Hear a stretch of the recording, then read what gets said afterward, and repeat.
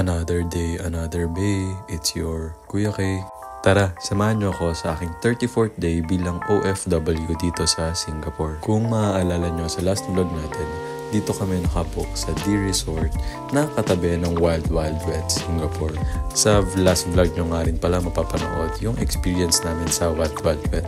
So itong vlog na to ay kinabukasan na ng Wild Wild Wet experience kung saan gumising ako ng maaga para maglakad dito sa Pasir Ris area. Gumising siguro ako niyan mga 6:30 AM. Then, pagkagising ko, tulog pa si Jepoy. So, hindi ko na siya inabala. Iniwan ko na siya sa room at naglakad na ako dito sa area. As per dad job kasi ng Pascual family, may malapit daw na beach dito at saka mangrove boardwalk. So, yun yung target nating puntahan and i-explore for this morning.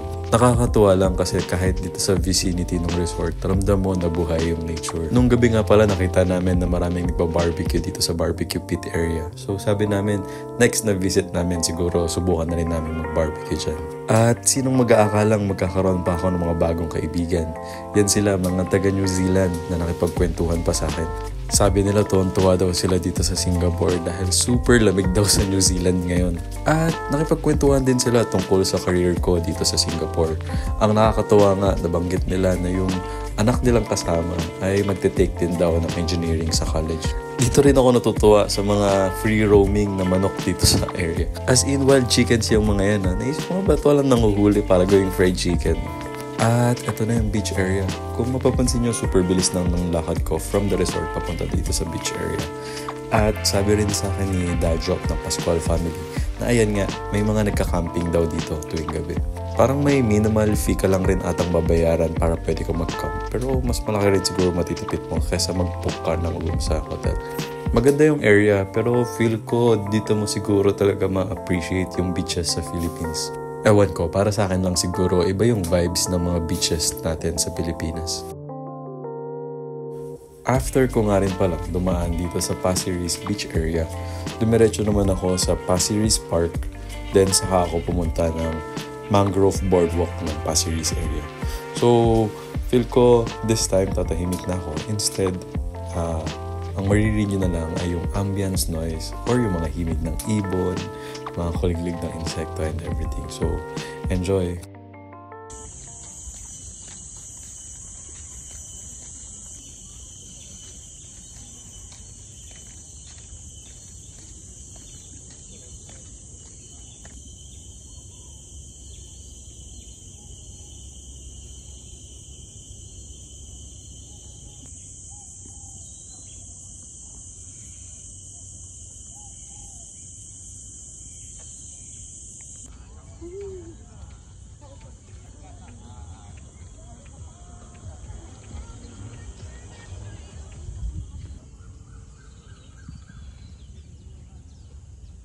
Thank you, folks. Okay, sit. Hello.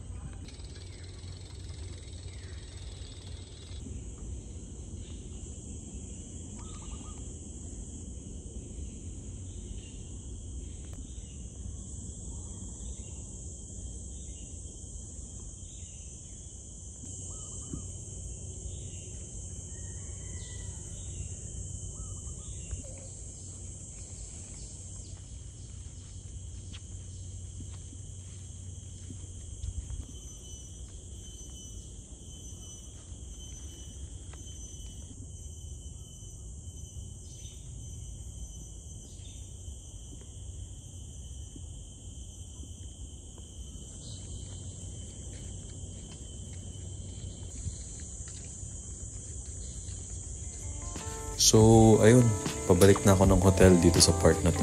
So, sana panoorin nyo yung part 2 ng vlog ko saan pumunta kami sa Jewel Airport or Changi Terminal 1 kung saan hinatid na namin sila Tamtam at sila Nava family pabalik ng Pilipinas. Salamat!